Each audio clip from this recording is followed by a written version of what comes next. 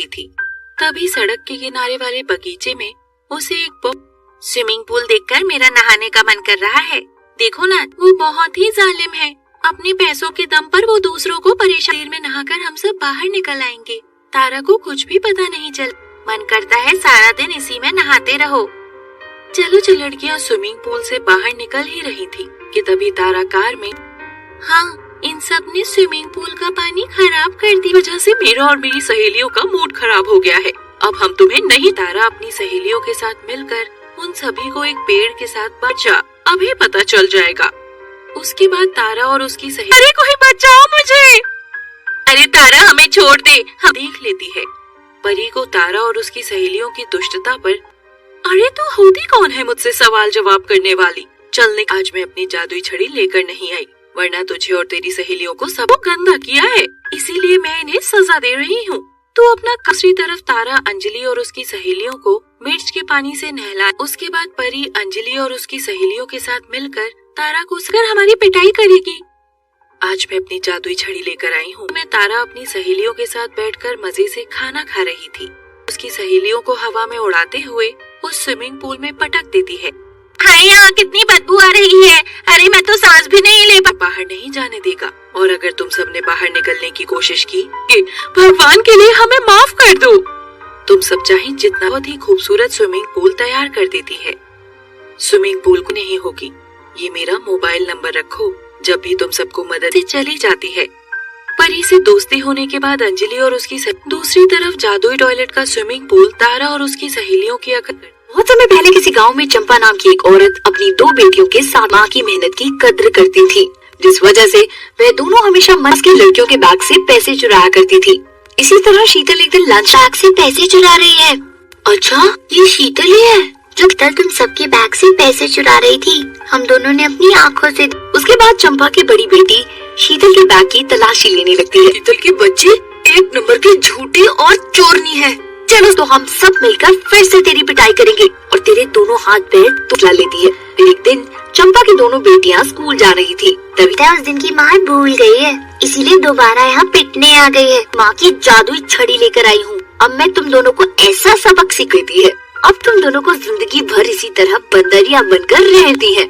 और दरवाजा खटखटाने लगती है। तभी चंपा दरवाजा खोलकर माँ को पहचान नहीं पा रही थी। इस बात से दोनों बहनें दुखी होकर, अरे मैंने तुम दोनों को केला दे दिया ना, अब यहाँ क्यों बैठी हो? और दोनों बहनें रोते हुए गांव की सड़कों पर भटकने लगती हैं। इसी तरह कुछ दिन, अरे ये दोनों तो बंदरिया नहीं लगती। जरूर कुछ आती है कि उन्हें जबरदस्ती किसी ने बंदरिया बनाया है। फिर चुड़ैल इन दोनों को स्विमिंग पूल के पानी में डाल दो। फिर ये दोनों अपने असली रूप में आ जाती है। हमें वापस हमारे रूप में लाने के लिए हमें बंदरिया किसने बनाया था, मैं उसे नहीं छोड़ूंगी। फिर आती है और उसे जादुई नारियल स्विमिंग पूल में फेंक देती है। स्विमिंग की चल जा यहाँ से। इतना कहकर चुड़ैल चुईया बनी शीतल जाता है और वह दोनों फिर से अपनी माँ के साथ हंसी खुशी रहने लगती है। पृथ्वी के जंगलों में मिलने वाले फल बहुत पसंद थे। परी जंगल में फल तोड़ रही थी। तभी अचानक एक चोर से गुजर रहा रौनक नाम का राजकुमार ये देख लेता है। सिमरन परी बहुत प्रभावित होती है और उसके प्रेम में पड़ जाती। मुलाकात शुरू हो जाती है और कुछ दिनों बाद वो दोनों शादी से बहुत प्रेम करती थी और उससे शादी करना चाहती थी। उस परी ने राजकुमार को अपने जाल में फंसाकर उससे शादी कर और शर्मिंदा होकर उसे महल से बाहर भगा देगा। उसके बाद रानी को अपने पास बुलाती है। मुझे पता है शीतल, लेकिन आप मुझसे क्या चाहती हो? ये 1000 सोने के सिक्के दूंगी। शीतल एक लालची लड़की पहुंच जाती है। फिर शाम को खाने के साथ शीतल उठती है। फिर उसी रात सिमरन परी सोते समय के बारे में तरह तरह की बातें करने लगती हैं। और हमारे राजकुमार की किस्मत बहुत खराब है, जो सिमरन परी की बुराई करने लगते हैं। फिर एक दिन, ये सारे उपहार तो मेरे लिए हैं। तुम लोगों ने मेरी आप इसे फौरन महल से बाहर निकाल दीजिए। बुराई करने लगते हैं। सबके मुंह से सिमरन के खिलाफ बातें पीछे पीछे राजकुमार के पास पहुंच जाती है। लोग मेरा मजाक उड़ा रहे हैं। मैं ये बेइज्जती बर्दाश्त न। सिर्फ महल के लोग ही नहीं, बल्कि पूरे राज्य के ना आपका जीना मुश्किल हो जाएगा। ये सुनकर और उसे महल से बाहर भगा देता है। जब ये बात नाया अपनी माँ को सारी बात बता देती है। सिमरन की माँ को रानी परी फौरन अपने जादुई गोले में देखकर नाया दिखाना ही पड़ेगा। उसके बाद रानी परी, नाया अपने गुनाह कबूल कर, वरना मैं तुझे जलाकर राख कर दूंगी। मर्जी, मैंने जानबूझकर शीतल नौकरानी के हाथों सिमरन से शादी करना चाहती थी। सारी सच्चाई जानने ये जेल में बंद कर देता है। फिर राजकुमार सिमसे महल में हंसी खुशी अपना जीवन जीने लगती है। थी तभी सड़क के किनारे वाले बगीचे में उसे एक स्विमिंग पूल देखकर मेरा नहाने का मन कर रहा है। देखो ना, वो बहुत ही जालिम है। अपने पैसों के दम पर वो दूसरों को परेशानी में नहाकर हम सब बाहर निकल आएंगे। तारा को कुछ भी पता नहीं चल। मन करता है सारा दिन इसी में नहाते रहो। चलो लड़कियां स्विमिंग पूल से बाहर निकल ही रही थी कि तभी तारा कार में, हाँ, इन सब ने स्विमिंग पूल का पानी खराब कर दी। वजह से मेरा और मेरी सहेलियों का मूड खराब हो गया है। अब हम तुम्हें नहीं। तारा अपनी सहेलियों के साथ मिलकर उन सभी को एक पेड़ के साथ बचा, अभी पता चल जाएगा। उसके बाद तारा और उसकी सहेली, अरे कोई बचाओ मुझे। अरे तारा हमें छोड़ दे, हम देख लेती है। परी को तारा और उसकी सहेलियों की दुष्टता पर, अरे तू होती कौन है मुझसे सवाल जवाब करने वाली? चलने, आज मैं अपनी जादुई छड़ी लेकर नहीं आई, वरना तुझे और तेरी सहेलियों को सब गंदा किया है, इसीलिए मैं इन्हें सजा दे रही हूँ। तू अपना दूसरी तरफ तारा अंजलि और उसकी सहेलियों को मिर्च के पानी से नहला। उसके बाद परी अंजलि और उसकी सहेलियों के साथ मिलकर तारा को उसकर हमारी पिटाई करेगी। आज मैं अपनी जादुई छड़ी लेकर आई हूँ। मैं तारा अपनी सहेलियों के साथ बैठकर मजे से खाना खा रही थी। उसकी सहेलियों को हवा में उड़ाते हुए उस स्विमिंग पूल में पटक देती है। हाय, यहाँ कितनी बदबू आ रही है। अरे मैं तो सांस भी नहीं ले पा। बाहर नहीं जाने देगा, और अगर तुम सबने बाहर निकलने की कोशिश की, भगवान के लिए हमें माफ कर दो। तुम सब चाहे जितना, बहुत ही खूबसूरत स्विमिंग पूल तैयार कर देती है। स्विमिंग पूल को नहीं होगी। ये मेरा मोबाइल नंबर रखो, जब भी तुम सबको मदद से चली जाती है।